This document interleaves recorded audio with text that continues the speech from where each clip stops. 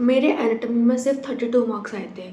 If you are in your first year of MBBS तो पता होगा 32 मार्क्स कितने कम होते हैं। और ये मेरे इंटरनल्स में मार्क्स थे। आई वॉज सो डिसहार्टेड कि मैं तो पढ़ी भी थी, मैंने इनफैक्ट बुक रीडिंग करी थी।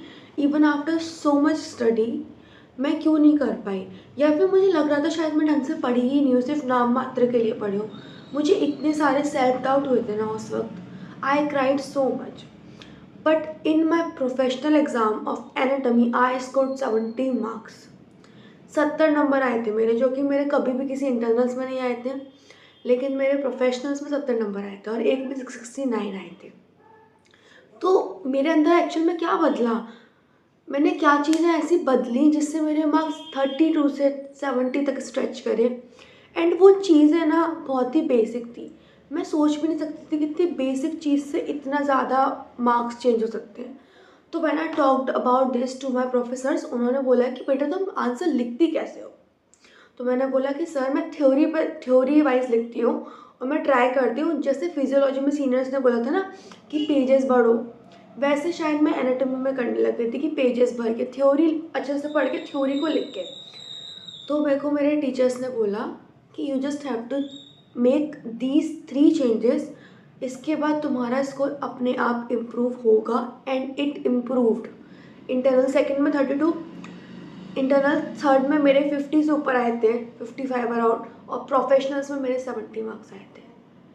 तो स्टार्टिंग फ्रॉम 3 थिंग्स में से पहली चीज़ ये कि जो भी चीज़ तुम थ्योरी में पढ़ रहे हो ना, make a diagram of it. या तो तुम्हारी एनाटॉमी की पीडीसी में दिया ही होगा, जो भी स्टैंडर्ड बुक तुम चूज़ कर रहे हो उसमें दिया होगा। अगर नहीं दिया है तो make a diagram of it, या तो गूगल से ढूंढो या फिर खुद अपने हिसाब से बनाओ।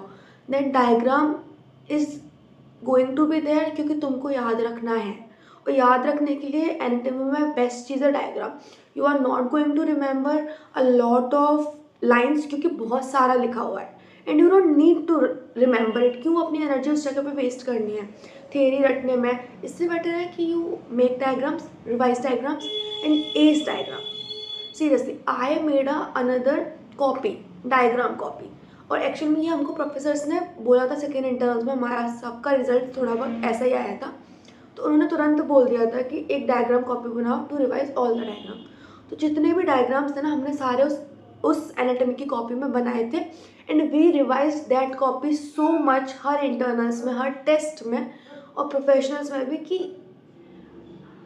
आई स्कोर्ड 70 मार्क्स, जो कि मेरे 32 थे पहले। तो सिंपल सा फंडा है, एक अलग से कॉपी बनाओ, उसमें सारे डायग्राम्स आते हैं बनाओ, नहीं आते हैं देख के बनाओ और उनको रिवाइज करो। बीटीसी खोल के बैठ जाओ साइड में और अपना डायग्राम कॉपी से रिवाइज करो। Nerve supply make a diagram, blood supply make a diagram. And यहाँ पे दूसरी मिस्टेक बता देती हूँ, ब्लड सप्लाई में कभी भी आर्टेरियल अकेला नहीं आता है। If they are asking blood supply, make 2 diagrams, पहला आर्टेरियल सप्लाई का, दूसरा वेनस सप्लाई का। If you are making 1 diagram तो आपको नंबर भी 1 के अकॉर्डिंग ही मिलेंगे। And this is a mistake जो कि मेरे को थर्ड इंटरनल्स में समझ में आई थी कि ये मैं कर रही हूँ पिछले 2 बारी से, है ना। तो मेक 2 डायग्राम्स अगर ब्लड सप्लाई पूछ रहा है तो। कुछ भी है, lymphatic drainage make a diagram, layers make a diagrams, relations make a diagram, just make a diagram, even if it is rough, even if it is fair, make a diagram first, then understand everything and remember the diagram. If you will remember the diagram, you are going to write everything in your exam. But if you are not remembering the diagram, आप रट के जाएंगे। Anatomy बहुत ज़्यादा vast होता है, तो आपको लगेगा कि आपको कुछ याद नहीं है, बहुत सारे सेल्फ डाउट्स आएंगे। उससे बेटर है कि you make diagrams, revise diagrams, ace diagrams. And this was my strategy solely, to be honest. इसके अलावा सेम नेक्स्ट चीज़, मैंने 2 बुक्स के पीछे जो सेकेंड इंटरनल्स में भागी थी ना, वो भागना एकदम बंद कर दिया, एकदम बंद।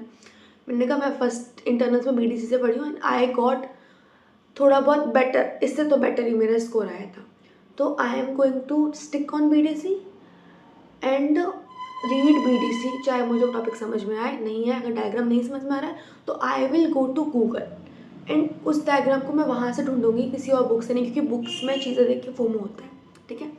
तो ये चीज़ें याद रखना। बीडीसी देख रहे हो तो बीडीसी विश्राम सिंह, तो Vishram Singh, no book is bad, every book is good, just choose standard book, जो भी आपने अभी तक पढ़ा उसी से पढ़ो। Don't change your book right now, बिल्कुल भी मत बदलो, ठीक है। एंड जो बेस्ट चीज़ अभी आप कर सकते हो ना खुद के लिए, revise more, don't go through new topics right now. अगर इम्पॉर्टेंट है तो एक बार को देख लो, लेकिन अगर जो टॉपिक्स आपने कवर कर लिए हैं सिर्फ उन्हीं टॉपिक्स को देखो, नए टॉपिक्स मत देखो। इफ़ दे आर इम्पॉर्टेंट तो you can just see them, make diagrams. आप अपने टॉपिक्स को याद नहीं करेंगे, आप उसका डायग्राम बनाएंगे, उस डायग्राम को ही याद रखेंगे। In anatomy the diagrams will give you the maximum marks. लेकिन अगर आप चाह रहे हैं, सोच रहे हैं कि मैं तो थ्योरी लिख के इतने नंबर ले आऊँगा या ले आऊँगी, तो this is not possible at all. Physiology biochemistry का फंडा एकदम अलग होता है, एनाटॉमी का एकदम अलग होता है। तो you have to have different approaches for different subjects of your first year. If you want, I can make another video of physiology and biochemistry अलग अलग, but please follow these 3 points. इसके अलावा बेस्ट चीज़ जो आप खुद के लिए कर सकते हो ना, stop comparing. This is high time. You can't compare yourself with somebody else जिसकी approach you don't know क्या रही थी, and nobody is going to tell you the true strategy, especially your batchmate आपको नहीं बताएंगे। बैचमेट्स में competitiveness आ जाती है एग्जाम से पहले तक, तो they are not going to tell you their pure strategy.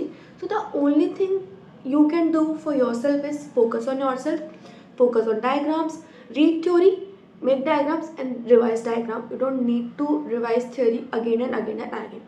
और जो क्लिनिकल पॉइंट्स लिखे होते हैं एनाटॉमी में बाद में, उसमें से कुछ पॉइंट्स बहुत इंपॉर्टेंट होते हैं for the purposes of MCQs. तो अगर आपके पास टाइम है, अभी आपके प्रोफेशनल्स में टाइम है, तो जब भी टॉपिक पढ़ा तो उसको मिस मत करना।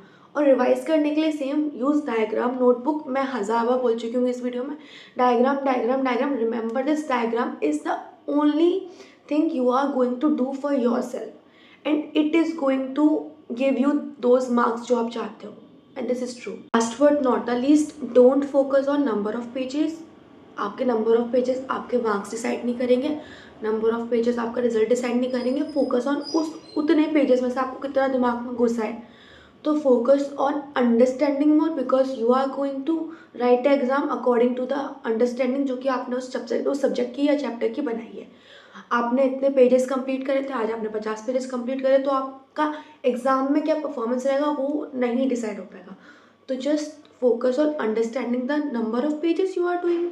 If you want, I can make another video of physiology and biochemistry, and I scored good marks in them also. But in anatomy, मेरे को रियलाइज़ ये हुआ कि एनाटॉमी मेरा वीक सब्जेक्ट नहीं बल्कि स्ट्रॉन्ग है, मेरी अप्रोच गलत थी।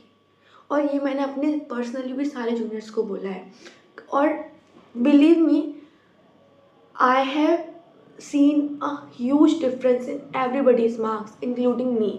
तो जो चीज़ मैंने करा है या मैं कर रही हूँ, मैं वही आपको बताऊँगी, फालतू चीज़ें नहीं बताऊँगी। And all the best for your professional exam, you are going to ace them. आपके बेस्ट स्कोर आने वाला है।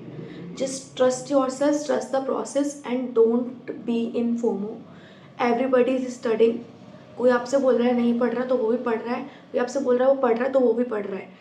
आप अपने अकॉर्डिंग पढ़ो, अपने टाइम, किसी को देख के मत करो, अपने हिसाब से करो, अपनी कन्वीनियंस के हिसाब से, and you are going to do it. Believe me, good luck for your exam. Thank you so much for watching this video.